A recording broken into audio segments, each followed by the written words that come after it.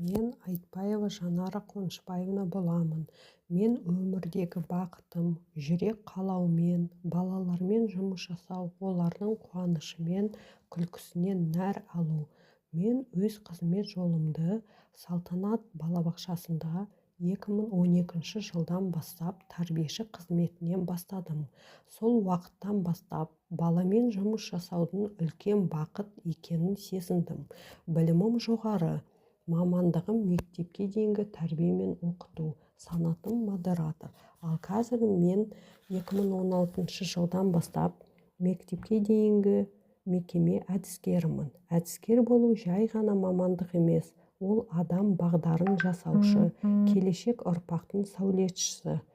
Бұл сөздің астарында әдіскер мамандығын үлкен жауапкершілік иесі екендігін айқындап тұр. Бала тәрбиесі, оның ішінде балабақшадағы сәбилерді тәрбиелеу үлкен мәртебе. Сондықтан біз балаларымыздың болашағына, тәрбиесіне жауапты жандармыз.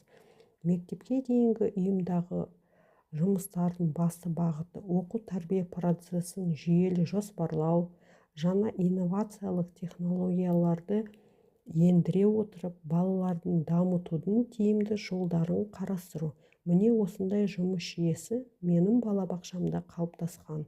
Балабақша педагогтары республикалық өрлеу, ғылыми зерттеу орталықтарын ұйымдастырған жаңа технологияларды меңгерту курстарына қатысып, білімдерін жетілдіріп, балабақшаның оқу-тәрбие процесіне ендіріп те үлгереді. Мен өз ісімді шеберлікпен атқарып, балабақшадағы педагогтардың заман талабына сай білімдерін жетілдіріп, шығармашылықпен жұмыс жасауына қолымнан келгенше көмектесуге тырысамын. Ата-аналар да өз баласының тәрбиесімен білікті мамандардың айналысқандарын қалайды. Шығармашылық, әдістемелік топ құру, балабақшадағы оқу-тәрбие процесіне қатысты заманауи технологияларды өндіру жолдарын қарастыру. Бұл топқа білікті педагог кадрлар кіреді. Өзім осы топтардың жауапты маманымын.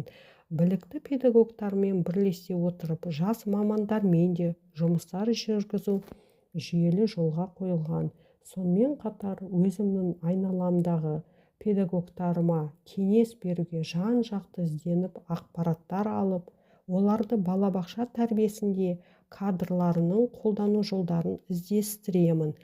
Мен әдістемелік қызметімнің нәтижелігі өз педагогтарымның өз-өзін тануға ықпал жасау.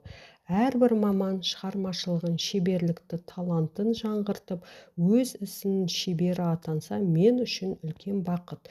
Өз ісінің шебері атану үшін не керек? Әрине, білім, міндетті түрде мейірімділік, жылы жүрек, баламен мамандығына деген сүйіспеншілік. Мен өмірдегі ұстанымым көмек сұрағандарға көмек беру, өз сезімімді жасырмай, оны бақылай алу, өзгелерге пікір сыйлай білу, тыңдай білу, тыңдата білу, жаңалыққа жақын әдіскер болу.